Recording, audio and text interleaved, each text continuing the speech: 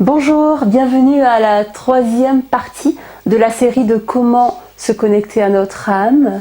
Je suis Rubina Kodadine, artiste guérisseuse et guide de l'âme. Si vous n'avez pas encore regardé les deux premières parties, je vous invite à y jeter un œil. Par contre, si vous me regardez la troisième ou plus de fois, merci de vous abonner déjà à la chaîne parce que ça m'encourage en fait. Et en plus, ça vous donne plein d'outils gratuits.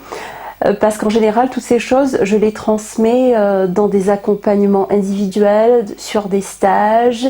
Donc, en transmettant toutes ces choses par YouTube et de manière gratuite, forcément, vos abonnements et vos likes et vos commentaires aident à garder la motivation pour faire ce travail. Alors, dans les 4 premières étapes, j'ai parlé du fait que la relation à l'âme, ça pourrait un peu se comparer à la relation avec un autre être humain. Si on parle d'une relation avec un autre être humain, si on fait nous les étapes dont j'ai parlé, par exemple le fait de s'ouvrir à cette personne, le fait de voir quelle est la nature de cette personne pour pouvoir s'en approcher, toutes ces étapes. Mais que si, quand la personne nous parle ou se rapproche de nous, on n'entend pas ou on ne répond pas, forcément la connexion va être difficile. Donc la 5e étape pour la connexion à l'âme, c'est de connaître et comprendre un petit peu son langage. Parce qu'en fait, notre âme, même si nous parfois on ne se sent pas connecté à elle par contre elle est connectée à nous parce que comme en tant qu'être humain on est un corps, une âme d'une certaine manière, quelque chose d'invisible qui nous traverse, on est forcément, l'âme elle nous connaît forcément, donc elle parfois elle communique avec nous mais nous ne comprenons pas ou nous ne connaissons pas ce langage. Donc la 5e étape que je vais vous proposer, c'est d'apprendre à reconnaître son langage et justement d'établir cette communication. Quelles sont les façons que notre âme peut nous parler? Il y en a vraiment des centaines et des milliers de types de communication, mais là je vais vous en donner ceux qui sont les plus communs pour la plupart des personnes. Alors, régulièrement, notre âme va nous envoyer des pensées au cours de notre vie même, hein, ça peut être à intervalles de plusieurs années, hein, c'est pas obligé d'être tous les jours, elle va nous envoyer des pensées qui nous invitent à faire quelque chose ou à mettre quelque chose en place oui, souvent ça va être pour faire quelque chose ou entreprendre une petite activité par exemple. Elle nous envoie ces pensées parce que elle est reliée à une conscience plus vaste. Elle nous envoie ces pensées pour nous permettre d'être mieux avec nous-mêmes, ou bien d'évoluer. Donc je vais vous donner un exemple personnel pour le coup. Depuis toujours, j'ai toujours senti que je recevais l'élan ou l'idée de me mettre à la peinture, au dessin, en tout cas de me prendre des pinceaux ou des crayons. Or, de toujours, quand j'ai essayé de dessiner une vache, ça ressemble à une souris. Quand j'ai essayé de dessiner une souris, ça ressemble à un extraterrestre. Et je voyais d'autres gens qui faisaient des dessins et des peintures. Donc de tout temps, depuis que je suis, je sais pas, adolescente, j'avais cette fascination, mais je pouvais pas m'y mettre. À ce moment, avec ma tête d'adolescente, je me sentais trop nulle. C'était pas possible. Le temps est passé et cette pensée de prendre les pinceaux me revenait. Parfois, je rencontrais des gens qui étaient des peintres ou qui faisaient de la peinture et cette pensée me revenait.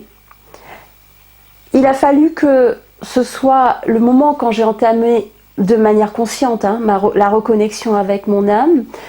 C'est à ce moment-là que je me suis dit, voilà, tant pis, je prends des pinceaux, j'achète des peintures et je me suis mise à la peinture.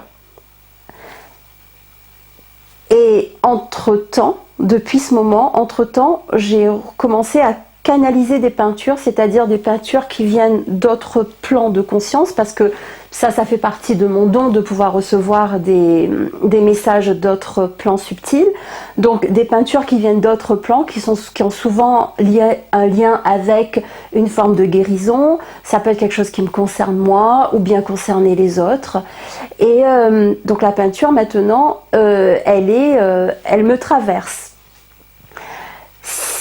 Vous voyez comment le fait d'avoir entendu l'appel a fait que je m'y suis mise au bout de beaucoup d'années. Hein. Ceci dit, je dessine toujours, quand je dessine une vache, ça ressemble toujours à une souris, et la souris ressemble toujours à l'extraterrestre. Donc ça n'a pas changé. Par contre, en écoutant l'appel de l'âme, j'ai aussi pu échanger avec elle et du coup comprendre pourquoi cet appel était important. Alors je ne dis pas que toutes les pensées qui viennent comme ça seront pour un but précis. Parfois le but ça va être juste que votre âme elle sait que si vous entreprenez ça, ce sera mieux pour vous, vous vous sentirez bien dans votre peau par exemple.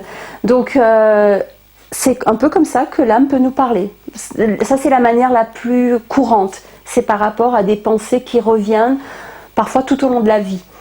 Alors, ce sera toujours des pensées de l'ordre de quelque chose de positif. Donc, si vous avez des pensées récurrentes qui sont de l'ordre, je sais pas, il faut aller donner des coups à ton voisin, c'est sûr que c'est pas l'âme qui vous envoie ces pensées. Donc n'oublions pas que sa nature elle est plutôt joyeuse, plutôt lumineuse. Donc ce sont que des pensées qui sont plutôt joyeuses ou lumineuses qu'elle nous enverra de manière récurrente. Et à ce moment-là, on sait que c'est elle. Et qu'est-ce qui se passe, c'est quand on honore ce qu'elle nous demande, quand on peut, hein, il n'y a pas de limite de temps, parce que du point de vue de l'âme, comme elle reste quand on est mort de toute façon, l'âme elle est éternelle, donc c'est pas grave si on n'honore pas le truc là de suite. Mais si vous êtes dans un chemin de reconnexion à votre âme et que vous en avez envie, dans ce cas, écouter l'appel qui vient plusieurs fois peut ouvrir quelques portes. Ce ne sont pas forcément des portes professionnelles, ça ne veut pas forcément dire que voilà, ça n'a pas forcément une signification extrême qui va changer notre vie, mais globalement ça va toujours aller vers quelque chose de positif. L'autre façon que l'âme parfois elle nous revient, c'est dans les rêves. Quand on a des rêves récurrents, alors l'interprétation des rêves, c'est pas toujours simple, bien sûr, et surtout quand on va aller chercher ailleurs quelle est cette interprétation, selon qui a écrit cette interprétation, c'est pas forcément ce qui nous concerne nous. Donc de se laisser guider un petit peu pourquoi j'ai ce rêve récurrent, ça peut aussi nous ouvrir un chemin parce qu'elle est là en train de nous dire regarde.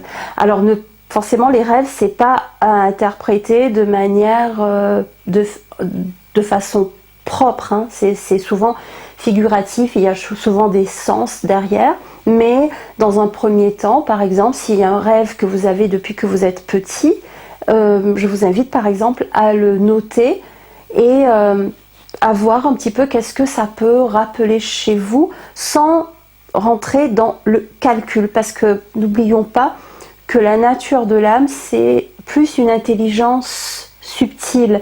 Ce n'est pas quelque chose où on va essayer de calculer et faire des raisonnements et des chassés-croisés et des puzzles. Ça ne marche pas comme ça. Si on veut se connecter avec notre âme, il faut plutôt se connecter à notre cœur, comme je l'ai montré dans la première vidéo, se connecter de toutes les autres façons dont j'ai parlé, et juste d'essayer de comprendre un petit peu son langage. Alors, ça c'est la 5e étape. Alors la 6e étape, il y a des personnes pour qui les 4 étapes dont j'ai parlé, ou du moins certaines de ces étapes, sont vraiment très simples. Peut-être ils ont toujours fait ça ou quoi, mais ils ne se sentent pas forcément connectés à leur âme. Ou ils ont des messages, ou ils se sentent des messages et des rêves, mais ils se retrouvent... ils trouvent quand même que le fait de rejoindre l'âme, c'est souvent... ça les échappe complètement. Une des grandes raisons de ce que j'ai pu constater et de ce que je reçois comme information intuitive, parce que ce sont uniquement les choses que je transmets, les informations intuitives et les expérimentations, c'est que la connexion à l'âme passe forcément par le fait de libérer des choses qui sont inscrites dans notre corps, qui font barrage. Qu'est-ce qui est inscrit dans notre corps? On a tous un passé, une enfance, on transporte en nous aussi la mémoire des peuples, qu'on le veuille ou non. Quand on est quelque part, on transporte pas que ce que nous on a vécu, mais ce que les autres ont vécu. Et en fonction du chemin que vous avez, que votre famille a, que votre famille a, il se peut qu'on transporte en nous des mémoires et des blessures qui nous empêchent, qui font barrage, comme je disais. Et pour cela, ça demande de faire un travail sur la guérison de ce qui est inscrit dans le corps.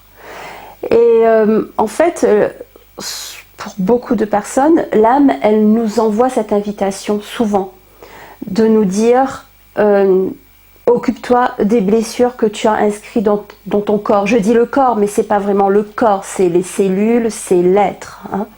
C'est pour ça que souvent les gens disent, et il y a des livres qui sont écrits par rapport aux blessures de l'âme. Donc, ce qui est intéressant de conscientiser que c'est pas l'âme qui est blessée, c'est comme si elle nous envoie des messages par rapport aux blessures que nous avons. C'est pour ça qu'il y a des fois on fait des raccourcis en disant blessure de l'âme. Et c'est souvent des émotions qui sont réprimées, des blessures qui viennent de l'enfance, des choses qui viennent des générations d'avant. Alors je ne dis pas qu'il faut faire tout ça, je dis juste que si on veut se reconnecter à notre âme, cette étape qui est la 6e étape et peut-être la moins simple éventuellement si on n'a pas les outils, ce sera faire un travail sur libérer ce qui est inscrit dans le corps. Et comment on le fait, moi je partage des outils d'auto-guérison que j'ai gracieusement reçus, j'accompagne des personnes et tout cela, mais moi j'en parlerai un petit peu plus dans une autre série de vidéos par rapport à la guérison et aussi à l'auto-guérison. En revanche, si vous avez envie d'aller plus loin, je vous invite à éventuellement venir à un stage. Je donne un stage au mois de mai sur la connexion à l'âme. Le stage se passe en France, dans le sud de la France. Ça se passe sur un week-end. Je vous mets le lien dans le descriptif ci-dessous. Et également, pour une toute première étape, ça peut être intéressant de commencer par une formation en ligne qui est autour de s'ouvrir à sa spiritualité avec créativité. En fait, l'âme est reliée à tout ce qui est au-delà. Donc, qu'on soit spirituel ou pas, qu'on soit croyant ou pas, on est un petit peu obligé d'accepter, si on veut se relier à notre âme, que notre âme, c'est pas juste un petit truc qui est avec nous, c'est quelque chose de très vaste qui est avec l'univers. Donc vous pouvez éventuellement suivre cette formation en ligne. Il y a toute une grande section sur l'âme et je le mets aussi dans le descriptif ci-dessous. Donc ce sont les 2 dernières étapes dont je voulais parler. Et abonnez-vous et cliquez sur la cloche des notifications parce que si vous regardez cette vidéo au mois de décembre, il y aura bientôt des soins collectifs qui justement vous aideront sur cette dernière étape, c'est-à-dire l'étape de guérison de ce qui est inscrit dans l'être. Donc je vais proposer également des soins collectifs sur cette chaîne. Alors merci par avance de liker cette vidéo si elle vous a apporté un petit quelque chose. Si vous avez envie de laisser un commentaire, allez-y par rapport à l'expérience que vous en avez faite de ce que je raconte, ou même si vous avez envie de laisser un petit commentaire, c'est encourageant. Donc tout comme la relation à l'âme avec nous, là c'est la relation entre vous et moi. Et bien sûr, quand il y a un retour, moi ça m'encourage de donner plus.